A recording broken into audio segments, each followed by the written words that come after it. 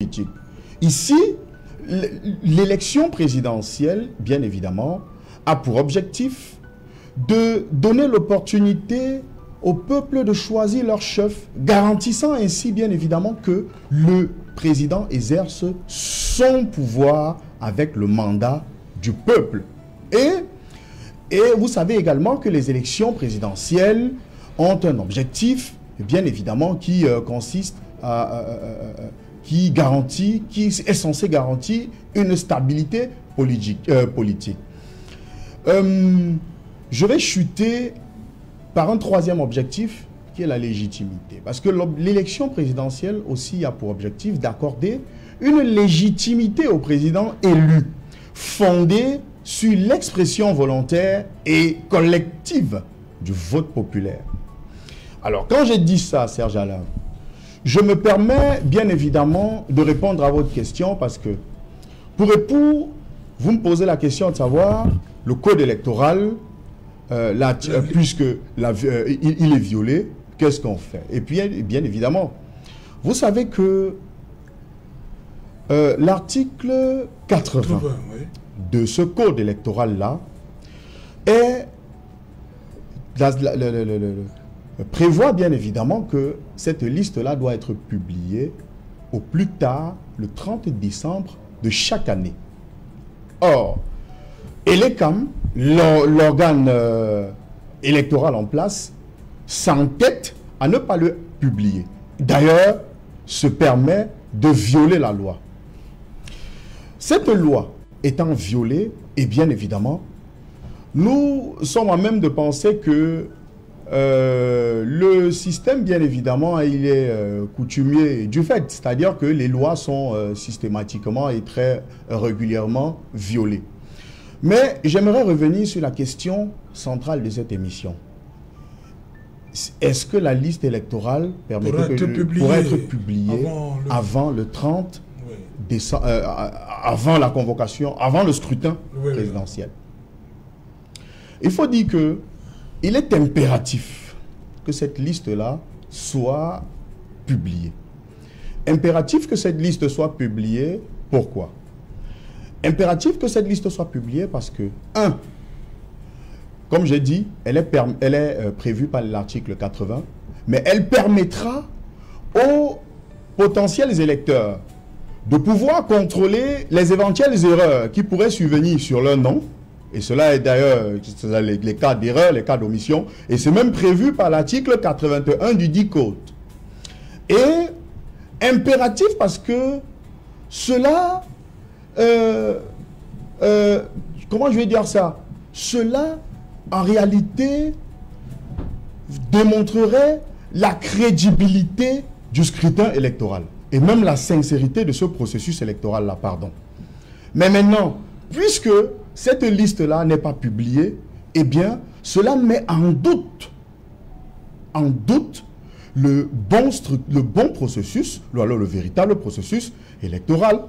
Et là, ici, on peut s'interroger sur les enjeux même, parce que cette élection revêt également les enjeux. On peut s'interroger sur les enjeux de la transparence à ce niveau. Est-ce que ces élections seront transparentes? Et je vais vous répondre, je vais directement répondre à cette question, monsieur Alain, à votre question. Cette liste-là, moi je pense, ça c'est ma position, qu'elle ne sera pas publiée. Elle ne sera pas publiée, pourquoi? Parce que, cela irait à l'encontre des intérêts d'Elections Cameroun. Vous savez que Elections Cameroun, qui est censé être un organe indépendant, pour moi n'est pas indépendant.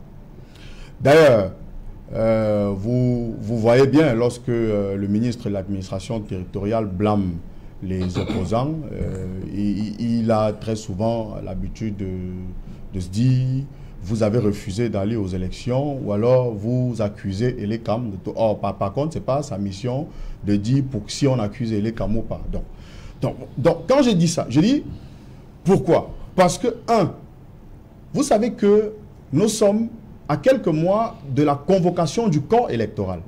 Et que donc, si l'ECAM publie la liste électorale nationale maintenant, ou alors dans un mois, c'est-à-dire au mois de mai qui vient, les erreurs constatées par les citoyens, ceux-là qui sont inscrits, les potentiels électeurs, cela amènerait la société civile, les acteurs politiques à demander un audit de cette liste-là. Et je vous assure que cela, d'un point de vue crédible, ne fera pas la crédibilité, du moins, la crédibilité d'Elections Cameroun à ce moment-là ne sera pas, sera entachée, sera véritablement entachée. Deuxièmement, la sincérité du processus électoral sera remise en cause. Et troisièmement, la confiance que les acteurs politiques et les acteurs de la société civile et les acteurs des partis politiques, la confiance que ceux-là portent, parce qu'il y a encore des personnes qui portent, bon, du moins, il y a encore des gens qui croient à Elecam, mais cela renforcerait davantage l'idée selon laquelle Elecam n'est véritablement pas un organe indépendant, et renforcerait la thèse selon laquelle l'article effectivement a été violé parce que des fraudes massives seraient bien évidemment en préparation. Donc, la violation d'une loi, parce que lorsqu'une loi est violée, il faut bien évidemment dénoncer cela. Cela est contenu dans l'article 80. Il faudrait que le peuple le sache. Et cet article-là est violé. Donc, violé par qui? Par Elecam. Pourquoi est-ce que, je termine par là, le directeur général d'Elections Cameroun ne veut jusqu'à présent pas publier la liste électorale nationale eu égard aux procédures judiciaires qui sont en cours jusqu'à présent et dont Maître Djoumbissi du MRC vient de faire état tout à l'heure? Ok. Voilà. Docteur Rifoué, justement, vous avez suivi le développement de Maître Djoumbissi. Oui, il continue à avoir espoir que la liste sera publiée. Mais lorsqu'on écoute certains de vos camarades communicants, ils pensent qu'il faudrait qu'on se contente de ce qui est publié au niveau des antennes et les câbles. Alors, est-ce que c'est ce que dit la loi? Pourquoi ce point, cette disposition de la loi a de la peine à être respectée? Je commencerai par rappeler que le fait que la liste soit publiée profite à tous les électeurs, du moins à ceux qui peuvent la consulter, parce que je reviendrai tout à l'heure sur la question de la consultation, et que s'il y a un préjudice dans la non-publication, ce préjudice-là est apporté au crédit de toutes les formations politiques, y compris le RDPC.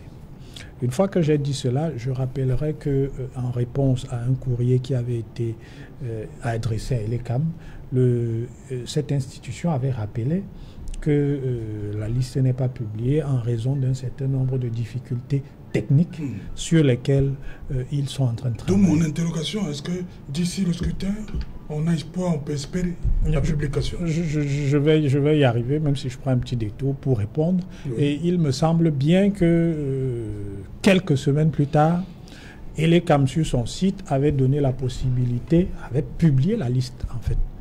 Sauf que, parce qu'il y a une précision, c'est que la fenêtre était une fenêtre en consultation en accès limité. Autrement dit, le temps, je crois que cette consultation a été possible une semaine ou deux. Ensuite, je crois qu'ils ont eu une attaque informatique et ça fait des mois déjà. C'est quoi ce problème qu'on peut pas résoudre? Je vais y revenir. Bon, les questions de sécurité informatique, je crois que nous ne sommes pas... Je ne suis pas un expert sur la question, mais je ne suis pas certain qu'il y ait beaucoup d'experts au Cameroun. Mais permettez que je développe. Et donc, ce qui était possible, c'est que chaque citoyen qui était inscrit ou pas pouvait vérifier ses informations sur le fichier électoral. Et donc, il n'y avait pas la possibilité pour Serge Alain de vérifier mes informations. Pour qu'il le fasse, pour qu'il puisse le faire, il faut que moi, je donne mes accès à Serge Alain parce qu'il y a une loi de 2024 à laquelle cette consultation doit obéir. Donc, après les difficultés qu'il y a eu, effectivement, la fenêtre a été fermée parce que je suppose que vous avez vu passer ça. Il y a d'ailleurs les fiches d'un certain nombre de personnalités qui ont commencé à circuler. On disait, ah tiens, tel avait fait ceci, mais on se rend compte qu'en fait, il n'était inscrit que depuis tel jour.